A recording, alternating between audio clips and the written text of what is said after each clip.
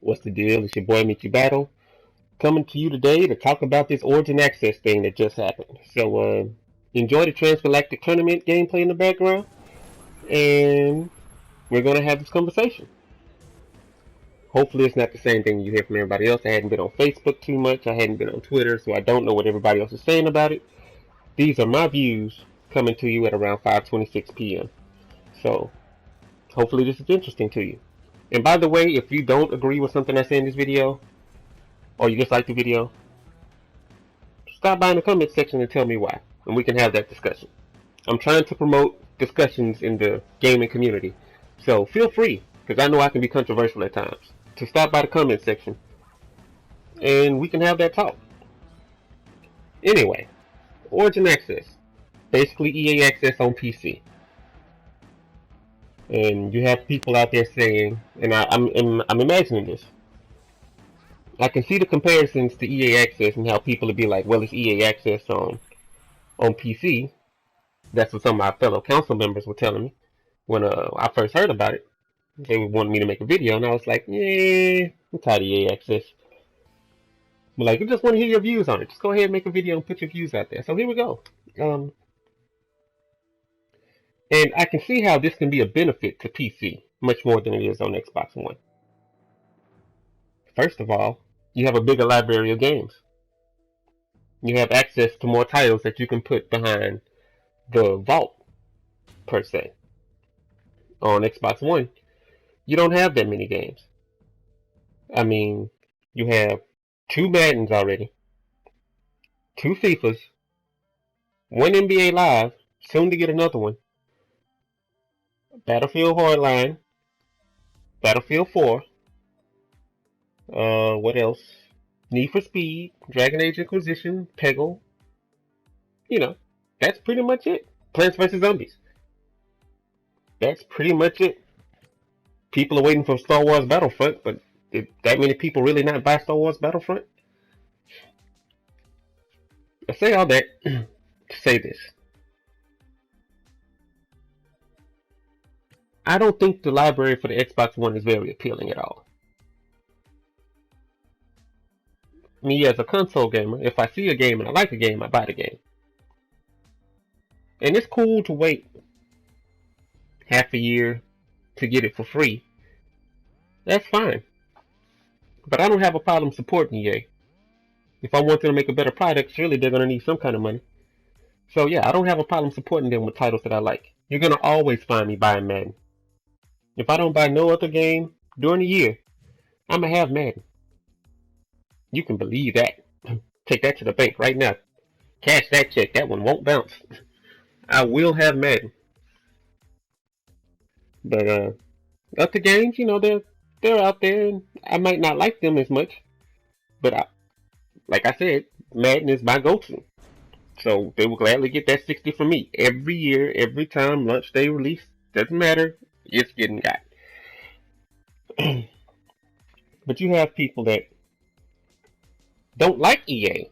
They don't like EA games, but they're happy to play them for free. And that's fine. But just know, if you do that through the PC, you're probably going to be able to get a bigger selection of games, and they just don't want to let you know that yet. But you're probably going to get a bigger selection of games than you do on the Xbox One. So yeah, there's one thing that I saw earlier that caught my attention, and I'm going to share this with you. Let's go to this article from GameSider. Is it GameSider? Yeah, GameSider.com. And they speak on the Origin Access that says, and I quote, "Why own expensive Origin games when you can rent them for cheaper?" You know, people say that and be like, yeah. They told me at first EA Access wasn't like renting games. But now they're telling you, in this article about Origin Access, why buy them when you can rent them cheaper? So apparently somebody had their view of EA Access thinking that they owned the games. And if the same similar service is on PC, and they're advertising it as renting, or this article is displaying it as renting and use the actual words renting in the article.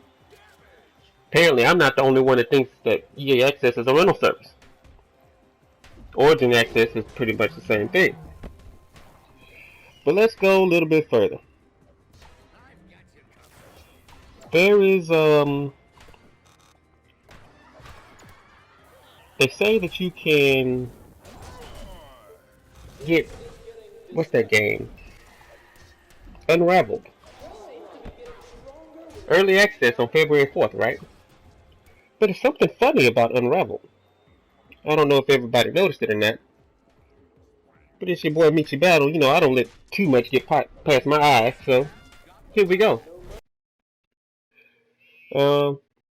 On yeah, just like EA Access for the Xbox One, you get to play the first 2 levels of Unravel starting on February 4th, a full 5 days before its February 9th launch, for up to 10 hours. Now, correct me if I'm wrong.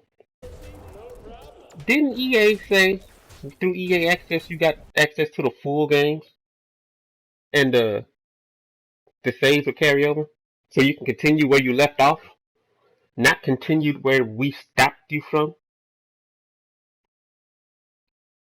I think that's kind of slap in the face, EA/Origin.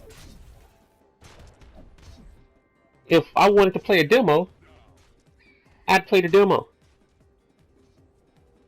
Don't give me the first 2 hours, well, not 2 hours, first 2 levels, which who knows how long that's going to take me to beat, and tell me I have 10 hours of access to the game. If these levels aren't hours and a half long, I don't need 10 hours to play this. I'm not going to be walking around trying to persuade people to play this game. So, for you to tell me that I have 10 hours to beat 2 levels of Unravel, it's disrespectful and a slap in the face. But then again, this is a service that people hype up. I don't remember exactly if NBA Live was the same way, but I remember NBA Live 16. You had the court thing, and it lets you play with like 16s. Maybe I'm wrong, that's what I remember. But that's the same as the demo. So again, that would be twice that we got shafted by EA Access. But enough about the shafting. Somewhere there's somebody that's out there and they're going to say this. They're going to say, the only people missing out in this whole deal is PlayStation people. Because on the PlayStation 4, we don't have EA Access. There's a good reason why the PlayStation 4 doesn't have EA Access. I'm going to tell you why. If you look at the sales of a game, oh, let's say FIFA 16, right? On Xbox One, even though there's EA Access, it still sold 2.5 million copies, right? That's a good number. That's a solid number. If you think 2.5 million isn't good enough for you to just rely on the sales of the game, and you have to push the EA Access to get the game out there, that's fine. But I can guarantee you that if EA Access was on PlayStation, the PlayStation number would drop dramatically. As of right now, FIFA 16 has sold 6.8 million copies. Do you think EA is really going to give that up? Honestly, do you think EA is trying to give up that? And we can say Sony said that it's not a good deal for the customers. And I believe that it's not, because they don't offer us enough. There's not enough titles in the library to make it worthwhile. It's not PlayStation Now. Definitely isn't PlayStation Now. And if I have time, I'm going to get on that later. But do you think EA really wants to lose those sales? The answer to that, hell no. And that's why it's not on PS4. But since I brought up PlayStation Now, for $99, limited time right now, because I know EA Access is in Origin Access should be like $29.99 for a year. For $99, $100 cheaper than it is to get Netflix and Hulu, you get over 300 games. Let that sink in. You paying for what? 16? PlayStation Now has over 300. I'm not gonna keep y'all too much longer.